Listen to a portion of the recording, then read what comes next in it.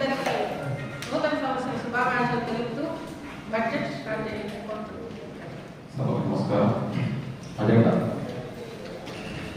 Budget సాధారణ 2023-24 సంవత్సరం సవరణ బడ్జెట్ అంచనాలు మరియు 2024-25 సంవత్సరం వార్షిక బడ్జెట్ అంచనాలు అందుపై తయారు చేయడం విశదీకరణతో ప్రధాన కౌన్సిల్ వారి ఆమోదనకు ఉంచడం.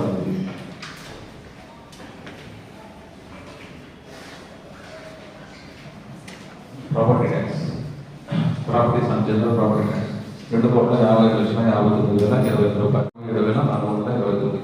2023-24 3,40,90,800. 2024-25 3,70,2,400. 14 ఫైనాన్స్ 15 ఫైనాన్స్ లో మనం డైవర్ట్ చేసిన కరెంటు బిల్లులు కూడా ఇదే టౌన్లో ఉన్న ఎస్సీ ఎస్టీ కాలనీలకి నీళ్ళు ఇచ్చాము. ఇదే టౌన్లో ఉన్న ఎస్సీ ఎస్టీ కాలనీలకి కరెంట్ ఇచ్చాము. ఆ కరెంట్ ఓన్లీ ఓసీలు వాడుకుంది, అలాగేం లేదండి, అందరికి వాడివే. 40 స్లమ్ ఏరియాస్ ఉన్నాయి మనకి. 40 స్లమ్ ఏరియాస్లో 67% పాపులేషన్ స్లమ్ ఏరియాస్లో, ఓవరగా పాపులేషన్ చెప్పడం లేదు, దాంట్లో ఎస్సీ ఎస్టీలు కూడా ఉన్నారు. వీళ్ళందరికీ సంబంధించి ఒక నెలకి మనం 27 లక్షలు వాటర్ సప్లై చేస్తుందని కరెంట్ బిల్లు వస్తుంది. దీంట్లో వారి షేర్ చూసుకుంటే ఎస్సీస్కి 15%, ఎస్టీస్కి 7.5%, స్లమ్ ఏరియా ఎక్స్పెండిచర్ కోసం 40% ఖర్చు పెట్టాలి. కానీ మనం 87% ఆఫ్ ద ఫండ్స్ దానికే మనం వెచ్చించాం. మనం పెట్టాల్సిన 67% అయితే 72% అయితే 79% అయితే 87% వెచ్చించాం. ఒక బడ్జెట్లో 15 ఫైనాన్స్ 14 ఫైనాన్స్ ఏ ఫైనాన్స్ అయినా వచ్చినప్పుడు దాన్ని డివైడ్ చేసి 14% ఇవి అవ్వాలి. మిగులు బడ్జెట్ ఎంతైతే ఉంటుందో మున్సిపాలిటీలో వచ్చే ఆదాయాలు ఖర్చులు పోను మిగులు బడ్జెట్ ఏదైతే ఉందో దాని మీద 15% ఎస్సీస్కి, 7.5% ఎస్టీస్కి, 40% స్లమ్ ఏరియాస్లో ఖర్చు పెట్టాలి. ఈసారి మనం మిగులు బడ్జెట్ 25,60,000 రూపాయలు చూపిస్తున్నాం. దీంట్లో 3,80,000 ఎస్సీస్కి, 2 lakhs ఎస్టీస్కి, దీంట్లో మిగిలిన 40% 10.5 lakhs స్లమ్ ఏరియాస్కి ఈ సంవత్సరం మిగులు బడ్జెట్లో ఖర్చు పెట్టబడుతుంది అని మనం ఈ దీంట్లో క్షుణ్ణంగా తెలియజేశాం మేడం. దీన్ని క్లియర్గానే ఉంది మేడం. అట్లా కాకుండా మీరు అడుగుతున్నది ఏంటంటే లాస్ట్ ఇయర్ 2021 బడ్జెట్లో టీఎస్పీ ఎస్టీస్ బడ్జెట్ సపరేటు, ఎస్సీస్ బడ్జెట్ సపరేటు, స్టేట్ గ్రాంట్స్లో రావడం మూలంగా అవి ఖచ్చితంగా ఆ కాలనీస్కే మనం ఖర్చు పెట్టడం జరిగింది. ఇప్పుడు మనం మిగులు బడ్జెట్లో మాత్రమే మనం ఫైనాన్స్లో తీసుకుంటాం. కాబట్టి ఎస్సీ ఎస్టీస్ కేటాయించిన డబ్బులు ఎలాగ దుర్వినియోగం అవ్వలేదు మేడం, అవన్నీ కూడా వాళ్ళకి సప్లై చేసిన వాటర్ కానీ మీరు అన్యదా భావించవద్దు. మనం ఖర్చు పెట్టిన వాటిల్లో ఆ కాలనీస్కి పెట్టిన డబ్బులు నా ఉద్దేశం. కరెంటుకి కానీ, అమ్యూనిటీస్కి కానీ, చెత్తకి కానీ అన్నిటిని కూడా సద్వినియోగం చేశాం. రాబోయే మిగులు బడ్జెట్లో కూడా వాళ్ళ కేటాయించిన డబ్బులు ఖచ్చితంగా దానికే కేటాయిస్తాము. ఒకవేళ అలా కేటాయించిన పక్షంలో మీకు ఇచ్చిన దాంట్లో మూడో కాలం రివైజ్డ్ బడ్జెట్ 23-24 అనే రివైజ్డ్ బడ్జెట్లో మళ్ళీ మనం రివైజ్డ్ బడ్జెట్ పెట్టుకుంటాం ఆగస్టులో. ఆ రోజు ఇంకా మనం ఏమైనా తరుగు కానీ మిగులు కానీ ఏమైనా ఉన్నట్లయితే ఎక్కడైనా లేకుండా ఉంటే అంటే ల్యాప్సెస్ ఉంటే దాంట్లో ఖచ్చితంగా వాళ్ళకి ఖర్చు పెట్టిన తర్వాతే మిగిలింది జనరల్ ఫండ్ కింద ఖర్చు పెడతాం. ఇది మనకి చిన్న విషయం. అడుగుతున్నా రోడ్లు కానీ డ్రైనేజ్ కానీ అభివృద్ధి జరుగుతుంది మేడం. గడిచిన 4 సంవత్సరాల నుంచి కూడా చాలా అభివృద్ధి జరిగింది, ఇంకా జరుగుతుంది, అన్ని చేస్తూనే ఉన్నాం మేడం. మున్సిపల్ ఆదాయానికి బట్టి ఆ అభివృద్ధి ఉంటుంది మేడం. ఒక మూర కాలు వేసేదానికి కూడా లేదు కదా, షాపింగ్ కాంప్లెక్స్ అట్లా పెండింగ్ లో అన్ని అట్లనే ఉన్నాయి. ఊర్లో ఓట్ వేసి గెలిపించుకోవాలి.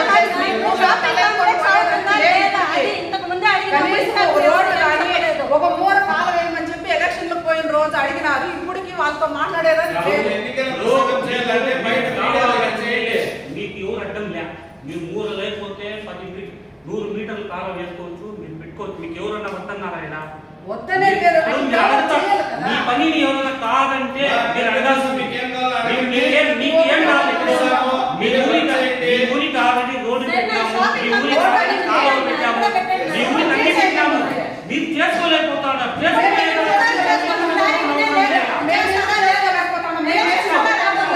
మాట్లాడండి. జవాబు ఇస్తాను, దానికి జవాబు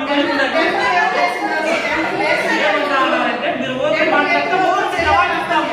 మీరు ఇంకో మాట్లాడాల్సిన అవసరం మీ ఊరికి ఏమైనా చేరుకుంటున్నారు వద్దన్నారా? ఏమైనా మీరు అడిగిన దానికి పెట్టడం లేదని ఏమైనా చెప్పినారా? మీ అభివృద్ధికి ఏమైనా మేము అడ్డంగా ఏమైనా పడతా ఉన్నామా? అలాంటివి మాట్లాడితే జవాబు చెప్పచ్చు. మీరు ఇద్దరు మాట్లాడితే నేను కూడా అది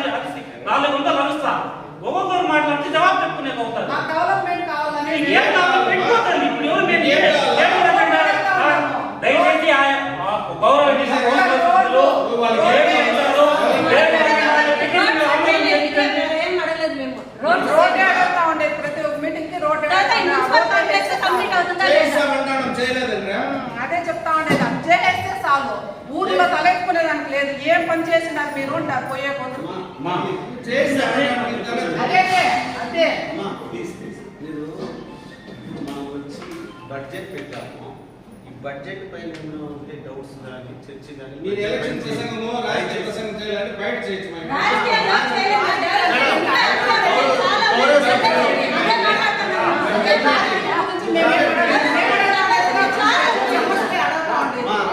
గౌరవ సభ్యులు అడిగి ఒక చిన్న విన్నపం. మనం పెడతానే బడ్జెట్ గురించి ఏమైనా డౌట్స్ ఉంటే కార్పొరేషన్ చైర్పర్సన్ మేడం ఉన్నారు, కమిషనర్ గారు ఉన్నారు, ఆ సెక్షన్ హెడ్స్ ఉన్నారు. దాని గురించి ఏమైనా చర్చ జరుగుతుంది.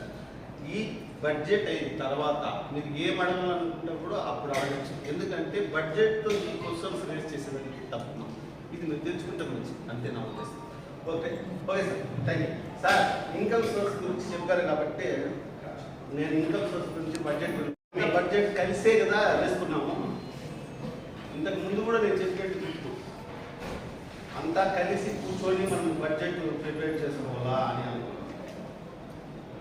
ట్యాక్స్ వచ్చి 10% ఇంక్రీజ్ చేశారు. కేవలం 32 లక్షలు అంతే, 32,46,000 ఇంక్రీజ్ చేసి మీరు ఇన్కమ్ సోర్స్ చూపించారు. ఓన్లీ కలవనేరు టౌన్ మాత్రం దాన్ని దృష్టిలో పెట్టుకుని చేశారా? అదే విధంగా మనం ఇన్కంలో క్లాక్ కింద 1,10,00,000 చూపించాం. 22-23 1,10,00,000.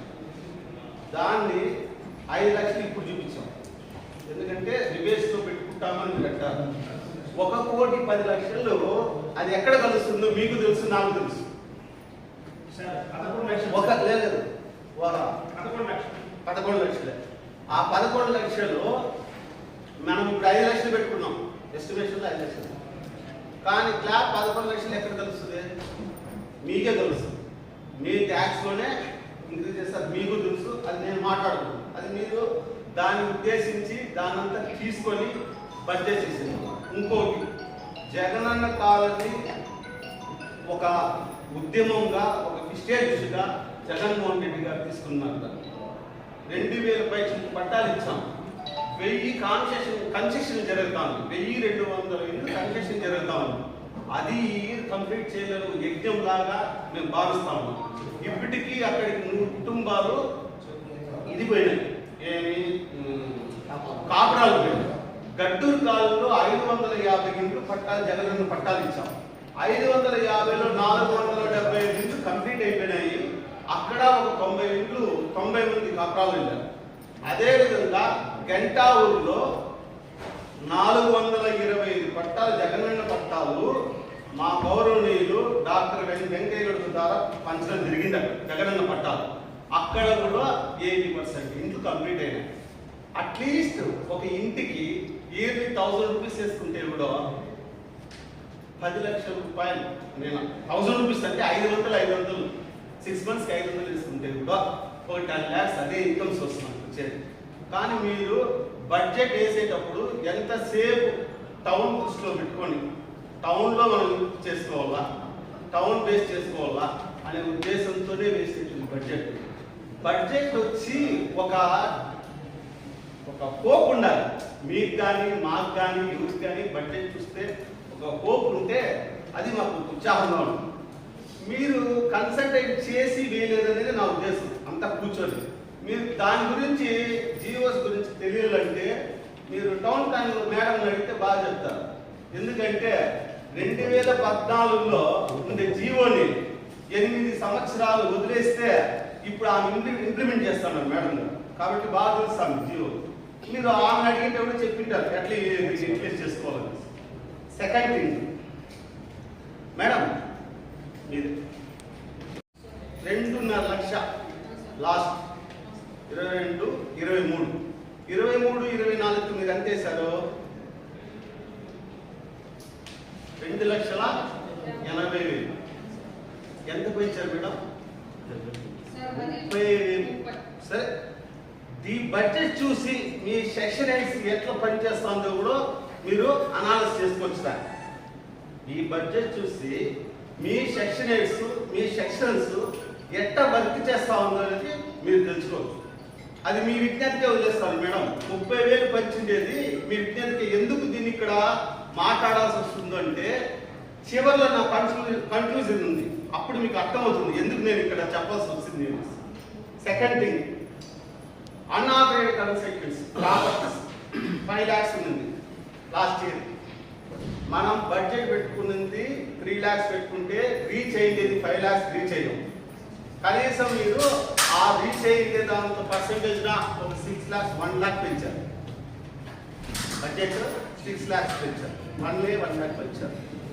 ఎందుకు ఈ క్వశ్చన్స్ ని అడగతామంటే లాస్ట్ మీరు అంటే మీ పనితీరు ఎట్లుంటుందో ఈ బడ్జెట్ లో తెలుసుకోవచ్చు. మీ ఒపీనియన్ ఎట్లుంటుందో, మీ నాలెడ్జ్ ఎట్లుంటుందో. సార్ శానిటరీ ఇన్స్పెక్టర్స్ లేరు కాబట్టి నేను మిమ్మల్ని అడుగుతాను. బ్రాండెడ్ ఐటమ్స్ పైన లాస్ట్ ఇయర్ 1 lakh పెట్టారు, ఈ ఇయర్ కూడా బ్రాండెడ్ ఐటమ్స్ పైన 1 lakh పెట్టారు. అంటే ఎంత ప్లాస్టిక్ కవర్స్ యూజ్ అవుతుంది పొలంలో, దీనిపైన అర్థమవుతుంది. మీరు ఏ విధంగా బ్రాండెడ్ ఐటమ్స్ ని ఎంత విచ్చలవిడిగా వదిలేశారో ఈ బడ్జెట్ లోనే తెలుస్తాను. బ్రాండెడ్ ఐటమ్స్ మీరు ఫైన్ వేయని దానికి కారణం వల్ల ఇక్కడ ఇన్కమ్ తగ్గిపోయింది. విచ్చలవిడిగా ప్లాస్టిక్ మన చెత్తలో వచ్చి కలిసిపోతారు. దాన్ని డిస్పోజ్ చేసేదానికి మనకి కోట్లు పెట్టినా కూడా దాన్ని డిస్పోజ్ చేయలేదు. కాబట్టి బ్రాండెడ్ ఐటమ్స్ పైన మీరు దృష్టి పెట్టాలి. ఒకటి. Next, user charges hotel Ramana